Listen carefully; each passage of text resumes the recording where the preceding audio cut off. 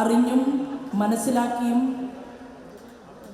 എന്തെല്ലാം പരാജയങ്ങൾ ഏറ്റുവാങ്ങിയാലും അതിനെയെല്ലാം കഠിനമായി സഹിച്ച് ഈ പ്രസ്ഥാനത്തിൻ്റെ കുങ്കുമഹരിത പതാകയെ കയ്യിൽ ഉയർത്തിപ്പിടിച്ച് ഏത് സംഭവങ്ങളുണ്ടായാലും, അതായത് ഭാരതീയ ജനതാ പാർട്ടിയിൽ ആര് പ്രസിഡൻ്റാകുന്നു എന്ന് നോക്കാതെ പ്രസ്ഥാനമേൽപ്പിക്കുന്ന ഓരോ ചുമതലകളും കൃത്യമായി ചെയ്തു തീർക്കുന്ന എൻ്റെ പ്രസ്ഥാനത്തിൻ്റെ നാരായവേരുകളായിട്ടുള്ള സഹപ്രവർത്തകന്മാരായ സഹോദരി സഹോദരന്മാരെ, പ്രിയപ്പെട്ട മാധ്യമ സുഹൃത്തുക്കളെ, പോലീസ് അധികാരികളെ, എല്ലാവർക്കും ഹൃദയപൂർവ്വം നമസ്കാരം. വളരെ ദീർഘമായിട്ടുള്ള ഒരു പ്രസംഗത്തിൻ്റെ ആവശ്യകതയില്ല. നമ്മുടെ പ്രിയപ്പെട്ട, ഏറ്റവും പ്രിയപ്പെട്ട ഹോം മിനിസ്റ്റർ, ഈ രാജ്യത്തിൻ്റെ അഭിമാനം, ഏതാനും സമയത്തിനകം നമ്മുടെ ഈ വേദിയിലേക്ക് കടന്നു വരികയാണ്. അദ്ദേഹത്തെ കാണാൻ നേരത്തെ തിരുവനന്തപുരം ജില്ലയുടെ ജില്ലയുടെ അമരക്കാരൻ ശ്രീമാൻ കരമന ജയൻ പറഞ്ഞു, ഇന്ന് ലക്ഷദ്വീപത്തിൻ്റെ ദിനമാണ്. നമ്മളെല്ലാവരും ഇവിടെ ഒരുമിച്ച് കൂടുമ്പോൾ ആ ദിനത്തിൽ തന്നെ നമുക്കും വളരെ വലിയ സന്തോഷമുണ്ട്. കാരണം 27 ലോക രാജ്യങ്ങളുടെ പരമോന്നത ബഹുമതി നേടി ലോകത്തിന്റെ നെറുകയിൽ ആരാധനായിട്ടുള്ള ശ്രീമാൻ നരേന്ദ്രമോദിജിയുടെ അദ്ദേഹത്തിന്റെ ശബ്ദം, അദ്ദേഹത്തിന്റെ വാക്ക്, അദ്ദേഹത്തിന്റെ പ്രവൃത്തി എല്ലാം കണ്ടുകൊണ്ട് 27 പരമോന്നതമായിട്ടുള്ള ബഹുമതികൾ ഏറ്റുവാങ്ങിക്കൊണ്ട് അദ്ദേഹം ലോകം മുഴുവൻ യാത്ര ചെയ്തത് നമുക്ക് വേണ്ടിയിട്ടാണ്, ഈ ഭാരതത്തിന് വേണ്ടിയിട്ടാണ്. സബ്കാ സാത്ത് സബ്കാ വികാസ് എന്ന് പ്രഖ്യാപിച്ചുകൊണ്ട് എല്ലാവർക്കും വികസനം എന്നുള്ള പോയിന്റിൽ അടിവരയിട്ടുകൊണ്ട് അദ്ദേഹം യാത്ര ചെയ്തപ്പോൾ ലോകത്തിന്റെ മുന്നിൽ തന്നെ ഈ ഭാരതത്തിന്റെ കഴിവ്, പ്രാപ്തി, ഇവിടുത്തെ അഭിനവ യുവാക്കളുടെയും യുവതികളുടെയും ലോകത്തിന്റെ മുന്നിലുള്ള കഴിവിന്റെ പ്രതിസ്ഫുരണം കാണിച്ചുകൊണ്ട് തന്നെയാണ് ഇന്ന് രാജ്യം ലോകത്തിന്റെ നെറുകയിൽ നിൽക്കുന്നത്. ആ ശ്രീമാൻ നരേന്ദ്രമോദി നമുക്ക് സുഹൃത്താണ്, നമുക്ക് വഴികാട്ടിയാണ്, നമുക്ക് രക്ഷകനാണ്. അദ്ദേഹത്തിന്റെ സഹോദരനെ പോലെ കയ്യും മെയ്യും മറന്ന് തൻ്റെ ശാരീരികമായിട്ടുള്ള ഒരസ്വാസ്ഥ്യം പോലും, അതായത് ഇന്നലെ ഗുജറാത്തിലാണെങ്കിൽ, നാളെ ത്രിപുരയിലാണെങ്കിൽ, മറ്റന്നാൾ ഛത്തീസ്ഗഡിലാണെങ്കിൽ, അതിൻ്റെ അടുത്ത ദിവസം പഞ്ചാബിലാണെങ്കിൽ, അതിൻ്റെ അടുത്ത ദിവസം ഡൽഹിയിലാണെങ്കിൽ, ഏത് സ്റ്റേറ്റ് എന്നോ ഏത് സംസ്ഥാന ഘടകമെന്നോ വ്യത്യാസമില്ലാതെ ഈ പ്രസ്ഥാനത്തിന് വേണ്ടി അദ്ദേഹത്തോടൊപ്പം പ്രവർത്തിക്കുന്ന എന്റെയും നിങ്ങളുടെയും ശ്രീമാൻ നരേന്ദ്രമോദിജിയുടെയും സഹോദരനായിട്ടുള്ള രാമനും ലക്ഷ്മണനും പോലെ അലക്ഷ്മണനാണ് ശ്രീമാൻ അനീഷയാണ് ഏതാനും സമയത്തിനകം ഈ വേദിയിലേക്ക് കടന്നു വരാൻ പോകുന്നത്. അദ്ദേഹം നമുക്കൊരു ദൗത്യം നൽകിയിട്ടുണ്ട്. അദ്ദേഹം നമുക്ക് നൽകിയിട്ടുള്ള ദൗത്യം എന്ന് പറയുന്നത് ഈ പ്രസ്ഥാനത്തെ കേരളത്തിലാകമാനം വളർത്തുക എന്നുള്ളതാണ്. ഈ പ്രസ്ഥാനത്തെ കേരളത്തിലാകമാനം വളർത്തുക എന്നുള്ള ദൗത്യം ഏറ്റെടുക്കാൻ വേണ്ടിയിട്ടാണ് ഞാൻ ഉൾപ്പെടെയുള്ള ഓരോ പ്രവർത്തകന്മാരും തയ്യാറായിട്ടുള്ളത്. കഴിഞ്ഞ ലോക്സഭാ തിരഞ്ഞെടുപ്പിൽ 20% വോട്ടും വാങ്ങി ഏതൊരു രാഷ്ട്രീയ പാർട്ടിയുടെയും മുന്നിൽ നാട്ടെല്ലാം നിവർത്തി നിൽക്കാനുള്ള ആർജവം ഈ പാർട്ടിക്ക് ഉണ്ടാക്കിയത് നിങ്ങളാണ് എന്ന് പറയാൻ അഭിമാനമുണ്ട്. ഈ കേരളത്തിലെ പൗരാവലിയും നമ്മളോടൊപ്പം ചേർന്നു എന്നുള്ളതാണ്. ഇന്ന് അമിത്ഷാജി ഈ വേദിയിലേക്ക് കടന്നു വരുമ്പോൾ പ്രിയപ്പെട്ടവരെ, നമ്മുടെ കേരളത്തിന്റെ കടമെന്ന് പറയുന്നത് എത്രയാണെന്നറിയുമോ?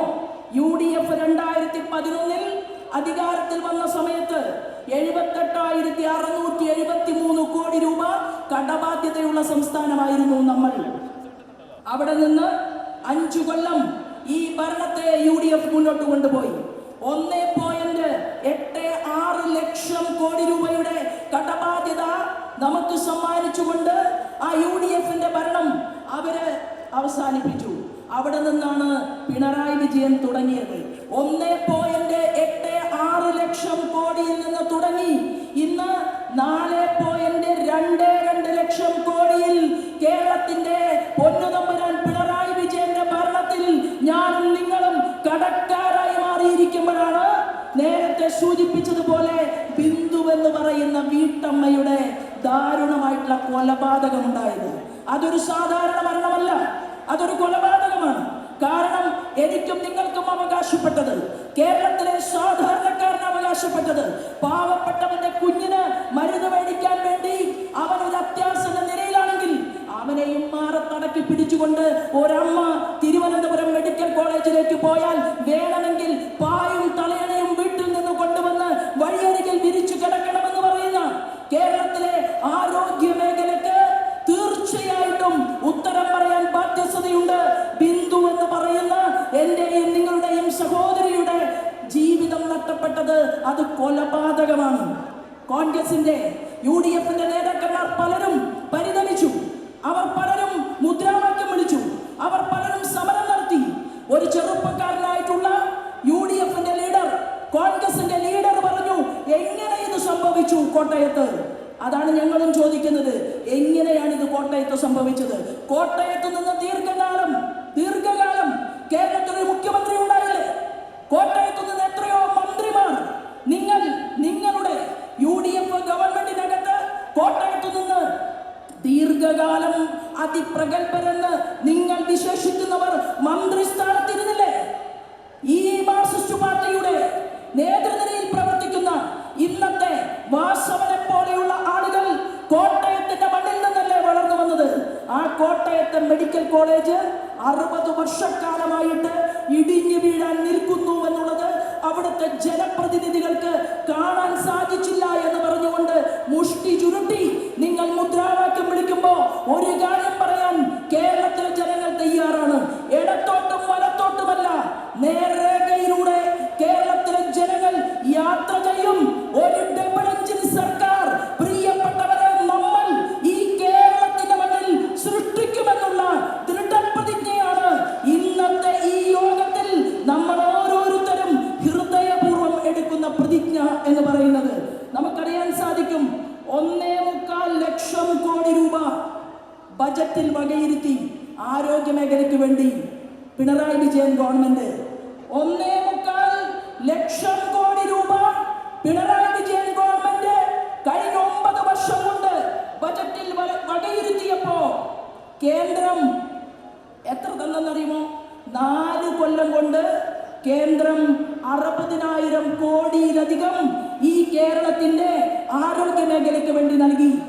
നമ്മുടെ ധനകാര്യ വകുപ്പ് മന്ത്രിക്ക് കണക്കറിയില്ല. നമ്മുടെ ധനകാര്യ വകുപ്പ് മന്ത്രി മിസ്റ്റർ ബാലഗോപാലിന്റെ ധാരണ ഒരു കണക്കും വേണ്ട, ഒരു പൂജ്യവും ഇടണ്ട, ഒരു കുത്തും വേണ്ട, കോമയും വേണ്ട, ചോദിക്കുന്നത് മുഴുവൻ ചോദിക്കാത്തതും ചോദിക്കുന്നതും കേരളത്തിലേക്ക് കൊടുക്കുന്ന ശ്രീമാൻ നരേന്ദ്രമോദി ഉണ്ടല്ലോ. ആ നരേന്ദ്രമോദി ഓരോന്നിന്റെയും കണക്ക് പരിശോധിക്കുന്ന മനുഷ്യനാണ്. കാരണം എന്താണെന്നറിയുമോ? ഇത് നാട്ടിലെ ജനങ്ങളുടെ പണമാണ്. ഇത് എനിക്കും നിങ്ങൾക്കും അവകാശപ്പെട്ടതാണ്.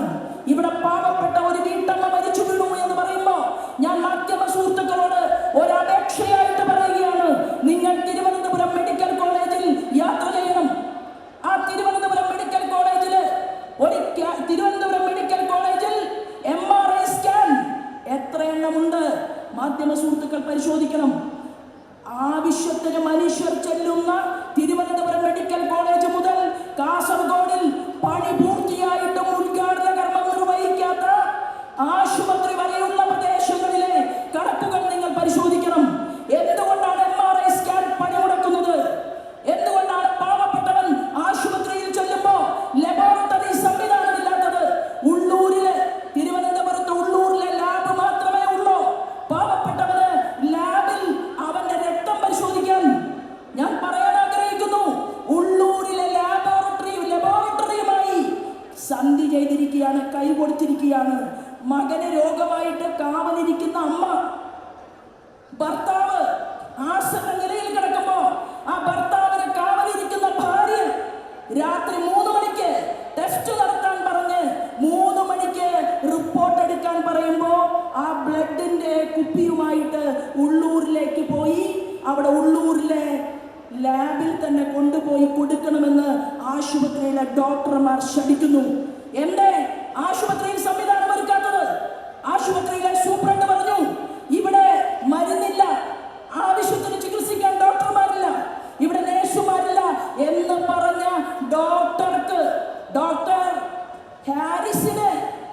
മാർക്സിസ്റ്റ് പാർട്ടിയുടെ നേതൃത്വം തൂക്കിക്കൊല്ലാൻ വിധിച്ചിരിക്കുകയാണ് പാർട്ടി കമ്മിറ്റി. ഹാരിസ് എന്ത് തെറ്റാ പറഞ്ഞത്? ഹാരിസ് ആരോ ആകട്ടെ, ഹാരിസ് സഖാവാകട്ടെ, ഹാരിസ് കോൺഗ്രസ് ആകട്ടെ, ഹാരിസ് BJP ആകട്ടെ, അത് നമ്മുടെ വിഷയമല്ല. പക്ഷെ കേരളത്തിലെ മെഡിക്കൽ കോളേജുകളിൽ മരുന്നില്ലെന്ന് പറഞ്ഞാൽ, കേരളത്തിലെ മെഡിക്കൽ കോളേജുകളിൽ ഡോക്ടറില്ലെന്ന് പറഞ്ഞാൽ, കേരളത്തിലെ മെഡിക്കൽ കോളേജുകളിൽ മനുഷ്യർ ചെല്ലുന്നതനുസരിച്ച് ചികിത്സ നടക്കുന്നില്ലെന്ന് പറഞ്ഞാൽ, അവരെ തൂക്കിക്കൊല്ലാൻ വിധിച്ചാൽ പ്രൊട്ടക്ഷൻ കൊടുക്കാൻ നമ്മളെല്ലാവരും ഒരുമിച്ച് റോഡിലുണ്ടാകുമെന്നുള്ള ദൃഢപ്രതിജ്ഞയാണ് കേരളത്തിന്റെ മുഖ്യമന്ത്രിയുടെ മുന്നിൽ നമുക്ക് വെക്കാനുള്ളത്. ഞങ്ങൾ പ്രൊട്ടക്ഷൻ കൊടുക്കും. എന്നാൽ പിണറായി വിജയന്റെ പാർട്ടിയുടെ ചിഹ്നമായ അരിവാള് പോലെ നട്ടല് വളച്ച് ഓച്ചാടിച്ചു നിൽക്കുന്ന ചില സൂപ്രണ്ടുമാരും ചില RMOമാരും വാസവന്റെ ഭാര്യയുടെ ബന്ധുവായിട്ടുള്ള കോട്ടയം മെഡിക്കൽ കോളേജിലെ RMOയും ഒക്കെ നിങ്ങൾക്ക് ചില ധാരണയുണ്ടാകും. നിങ്ങളുടെ തലയിലുമുണ്ട് ഒരു ചുവന്ന തൊപ്പി എന്ന് നിങ്ങൾ തീരുമാനമെടുത്താൽ നിങ്ങൾ വഴിയിലിറങ്ങി നടക്കണോ എന്ന് ഞങ്ങൾ ഭാരതീയ ജനതാ പാർട്ടി തീരുമാനിക്കാനുള്ള സംഘടിത ശക്തി അത് നമുക്ക് നമ്മുടെ പ്രസ്ഥാനത്തിനുണ്ട് എന്നുകൂടി പറയാൻ ഈ അവസരത്തെ ഞാൻ ഉപയോഗപ്പെടുത്തുകയാണ്. പ്രിയപ്പെട്ടവരെ, ആരോഗ്യ രംഗം അത് പാടെ തകർന്നു. കേരളത്തിലേക്ക് പൊതുജനങ്ങൾ മറ്റു രാജ്യങ്ങളിൽ നിന്ന് ഈ നാട്ടിലേക്ക് കടന്നു വരണം. കാരണം കേരളം ടൂറിസത്തിന്റെ നാടാണ്. നമുക്ക് ടൂറിസം മേഖലയെ ഉപയോഗപ്പെടുത്താൻ സാധിക്കണം. കേരളത്തിൽ വികസനം ഉണ്ടാകണം. കേരളത്തിൽ ആളുകൾക്ക് ജോലി ഉണ്ടാകണം. 2 കേന്ദ്രമന്ത്രിമാരെ നമുക്ക് ആരാധനായിട്ടുള്ള നരേന്ദ്രമോദി നൽകി. ഒരു കേന്ദ്രമന്ത്രി ആരാണ്? ഒരു കേന്ദ്രമന്ത്രി ഗ്യാലറിയിലിരുന്ന് കളി കാണാൻ പറഞ്ഞ് നമ്മൾ അധിക്ഷേപിച്ച, തൃശ്ശൂരിൽ തോറ്റിട്ടും ജനങ്ങൾക്കിടയിൽ പ്രവർത്തിച്ച് ആ വിക്കറ്റ് അങ്ങോട്ടെടുത്ത ശ്രീമാൻ സുരേഷ് ഗോപിയാണ്. 75,000 വോട്ടിനാണ് ആ തൃശ്ശൂർ ജില്ലയിൽ നമ്മൾ അധികാരത്തിന്റെ സിരാ കേന്ദ്രത്തിലേക്ക് എത്തിയത്. ആ സുരേഷ് ഗോപി കേന്ദ്രമന്ത്രിയായി. ഏതാ വകുപ്പ്? ടൂറിസം വകുപ്പ് കൊടുത്തു, പെട്രോളിയം വകുപ്പ് കൊടുത്തു. കേരളത്തിലെ ടൂറിസം മേഖലയെ ഊർജ്ജസ്വലമാക്കാൻ, കേരളത്തിന്റെ ടൂറിസം മേഖലയെ കുറിച്ചൊന്ന് ചർച്ച ചെയ്യാൻ കേരളത്തിന്റെ മുഖ്യമന്ത്രി പിണറായി വിജയന്റെ മരുമകനുണ്ടല്ലോ റിയാസ് ഇതുവരെ സുരേഷ് ഗോപിയെ കാണാൻ പോലും തയ്യാറായിട്ടില്ല. നേർക്കുനേർ. അപ്പൊ എന്താ അർത്ഥം? നമ്മൾ വികസനത്തെ കുറിച്ച് ചിന്തിക്കുന്നു. നമ്മൾ കേരളത്തിന്റെ വികസനത്തിന് വേണ്ടി കേന്ദ്രം 2 മന്ത്രിമാരെ കൊടുത്തിട്ടുണ്ട്. രണ്ടാമത്തെ ആളാരാണ്? നമ്മുടെ ജോർജ് കുര്യനാണ്. ശ്രീമാൻ ജോർജ് കുര്യൻ അദ്ദേഹം രാഷ്ട്രീയത്തിൽ പരിണിതപ്രജ്ഞനാണ്. ആ ജോർജ് കുര്യൻജിക്ക് കൊടുത്ത വകുപ്പ് എന്ന് പറയുന്നത് അനിമൽ ഹസ്ബൻഡറിയാണ്, മൃഗസംരക്ഷണ വകുപ്പാണ്. അദ്ദേഹത്തിന് കൊടുത്തിട്ടുള്ള മറ്റൊരു വകുപ്പ് തീർച്ചയായിട്ടും ഈ കേരളത്തിലെ അമ്മമാർക്ക് മുഴുവൻ ആവശ്യമുള്ള താല്പര്യമുള്ള പശുപരിപാലനമാണ്. അദ്ദേഹത്തിന് തന്നെ നിരവധിയായിട്ടുള്ള കാര്യങ്ങൾ കേരളത്തിന് വേണ്ടി ചെയ്യാൻ സാധിക്കും. ഏറ്റവും കൂടുതൽ കടലോരമുള്ള കേരളത്തിന്റെ കടൽ തീരത്തെ നോക്കാൻ, സംരക്ഷിക്കാൻ, പദ്ധതികൾ ഏറ്റുവാങ്ങാൻ ഫിഷറീസ് വകുപ്പ് അദ്ദേഹത്തിന് കൊടുത്തിട്ടുണ്ട്. എന്നാൽ ആ ജോർജ് കുര്യനുമായിട്ട് ചർച്ച നടക്കുന്നുണ്ടോ? അടച്ചിട്ട മുറിയില് ശ്രീമാൻ പിണറായി വിജയന് ഒരു 10 മിനിറ്റ് പുറത്തു വേണ്ട. നിങ്ങൾ മഹാനാണ്, പുറത്തെന്തായാലും ചർച്ച വേണ്ട. പക്ഷെ ഞങ്ങൾ ചോദിക്കുന്ന ചോദ്യം, നിങ്ങൾ അടച്ചിട്ട ഒരു മുറിയിൽ എത്രയോ ആളുകളെ നിങ്ങൾ കാണുന്നു. നിങ്ങൾ കേരളത്തിൽ ഒരു വലിയ യാത്ര നടത്തിക്കൊണ്ട്, ബസ്സിലൊരു യാത്ര നടത്തിക്കൊണ്ട് എത്രയോ മണിക്കൂറുകൾ നിങ്ങൾ ദുരുപയോഗിച്ചു.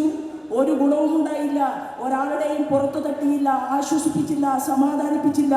ആ യാത്ര അങ്ങോട്ട് കഴിഞ്ഞുപോയി.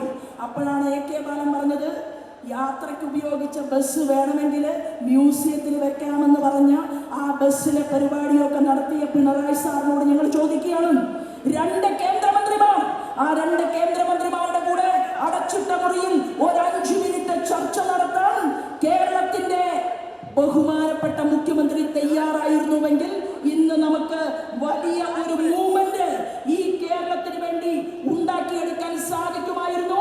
അതിനുള്ള സാഹചര്യം ഒരുക്കാൻ തയ്യാറായിട്ടില്ല. ഇൻഫ്രാസ്ട്രക്ചറിന്റെ മേഖലയിൽ കേരളം മുന്നോട്ട് പോവുകയാണ്.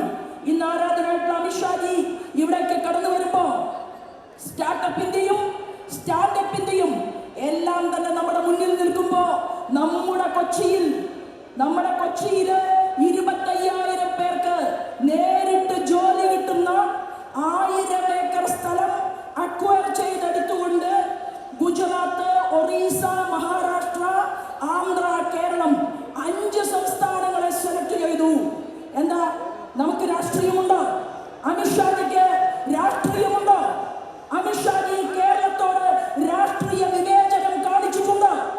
ആന്ധ്രയ്ക്കും ഒറീസയ്ക്കും ഗുജറാത്തിനും മഹാരാഷ്ട്രയ്ക്കും കൊടുക്കുന്നത് പോലെ കേരളത്തിന് 25,000 പേർക്ക് നേരിട്ട് തൊഴിൽ കിട്ടുന്ന, 50,000 പേർക്ക് പരോക്ഷമായിട്ട് തൊഴിൽ കിട്ടുന്ന റെയിലിന്റെയും റോഡിന്റെയും കടൽ തീരത്തിന്റെയും കണക്ടിവിറ്റി മാനിച്ചുകൊണ്ട് 1000 ഏക്കർ സ്ഥലത്ത് കൊച്ചിയിൽ കപ്പൽ നിർമ്മാണത്തിന്റെ ക്ലസ്റ്റർ വരികയാണ്. അതിന്റെ തീരുമാനം കേന്ദ്ര ഗവൺമെന്റ് എടുത്തു കഴിഞ്ഞിരിക്കുകയാണ്. പ്രിയപ്പെട്ടവരെ, ഞാൻ പറയാൻ ആഗ്രഹിക്കുന്നത്, ഇന്ത്യൻ നാഷണൽ കോൺഗ്രസ് എന്ന് പറയുന്ന പ്രസ്ഥാനം, ആ പ്രസ്ഥാനം ഇപ്പൊ വീണ്ടും വോട്ട് ചോദിക്കുകയാണ്. വരാൻ പോകുന്ന പ്രാദേശിക തെരഞ്ഞെടുപ്പിൽ ഇന്ത്യൻ നാഷണൽ കോൺഗ്രസ് വോട്ട് ചോദിക്കും. എന്തിനാണ് വോട്ട്? ഒരവസരം കൂടി തരണം എന്നാവശ്യപ്പെട്ടുകൊണ്ടാണ്. ആ വോട്ട് ചോദിക്കുമ്പോൾ നിങ്ങൾ തിരിച്ചു ചോദിക്കണം.